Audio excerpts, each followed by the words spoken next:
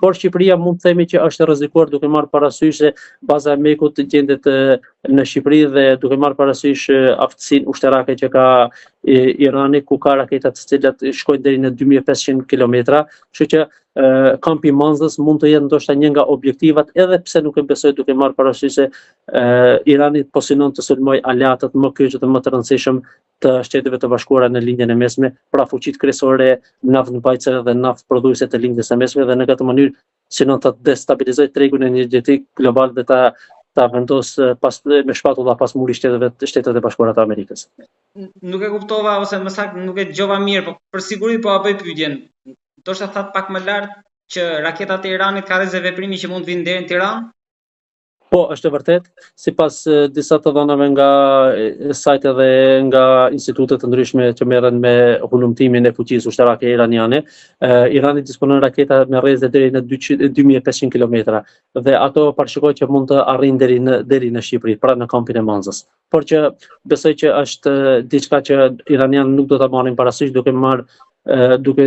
parasysh faktin se grupi i Manzës apo Meku është një organizat e vogël dhe nuk ka një ndikim aq të madh për ta destabilizuar regjimin në këto momente. Pra nuk besoni që përveç vendeve të gjirit, Irani mund të hapet më tej për sulmuar? Jo, për shkak se pritet mendja që sulmonte ndoshta t'i binte edhe Dubait apo vendeve të tjera. Po kemi parë videot e fundit që janë të vllazari. Si tek edhe më herët, Irani po synon të vendosë një presion të fuqishëm energjetik brenda Shteteve të Bashkuara të Amerikës, duke sulmuar këto shtete që janë naftëprodhuesit më të mëdhenj, pra vendet e OPEC-ut, ajo po synon që të krijojë një destabilitet në tregun energjetik global. Dhe në këtë mënyrë aleatët i bëjnë presion Shteteve të Bashkuara, si Arabia Saudite, Katari, Kuvaiti, Omani, t'i bëjnë presion Shtetet e Bashkuara që të ndalin sulmet dhe të gjejnë një rrugë diplomatike për të dhënë fund të konfliktit, pasi kjo mund të destabilizojë tregun energjetik global, por edhe shtetet e tyre duke marrë parasysh edhe pakënaqësitë që mund të ekzistojnë brenda këtyre vendeve. Në fakt, por pam që Rusia, Kina, Kuvaiti aleanca,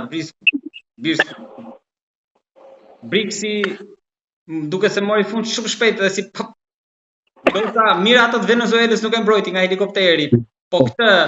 apo besoni që Ali Khamenei ndoshta nuk ka bërë tentativa për tikur, për të kërkuar azil? Po, Rusia është përfituese dhe njëkohësisht humbësja e një lufte, kurse Kina është vetëm humbëse. Po pse Rusia është përfituese dhe humbëse? Nëse shkohet në një luftë të shkallët të gjerë, që siç po pretendohet deri më tani, çmimet e një fuqie të naftit do të kalojnë prej 100 deri në $150, kurse nëse kjo luftë do të vazhdojë, atëherë sipas parashikimeve do të shkojë deri në $200 për një fuqi. Pra, me këtë çmim të naftës, Rusia do të përfitojë jashtëzakonisht shumë për shkak se 60% të eksporteve të Rusisë provojnë nga nafta, dhe duke marrë parasysh luftën në Ukrainë, Rusia ka nevojë urgjente për mjete të mëdha financiare, dhe kjo mund të sigurohet përmes rritjes së çmimit të naftës dhe rritjes së shitjes së naftës. Në anën tjetër, Rusia nëse do të binte regjimi ajatollave,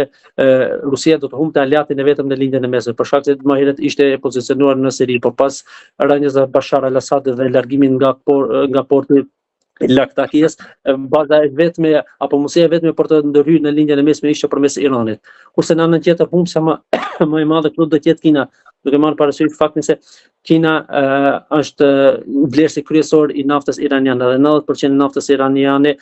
shitet në drejtim të Kinës, nga 1.3 deri në 1.8 milion fuqi në ditë. Dhe nëse kjo ishte planifikuar dhe një tubacion i ri, në mos gaboj. Po, është një tubacion që është planifikuar më shumë kohë më herët, e cila parashikohet që të kalojë nga Irani në drejtim të Afganistanit dhe pastaj në drejtim të Kinës, por që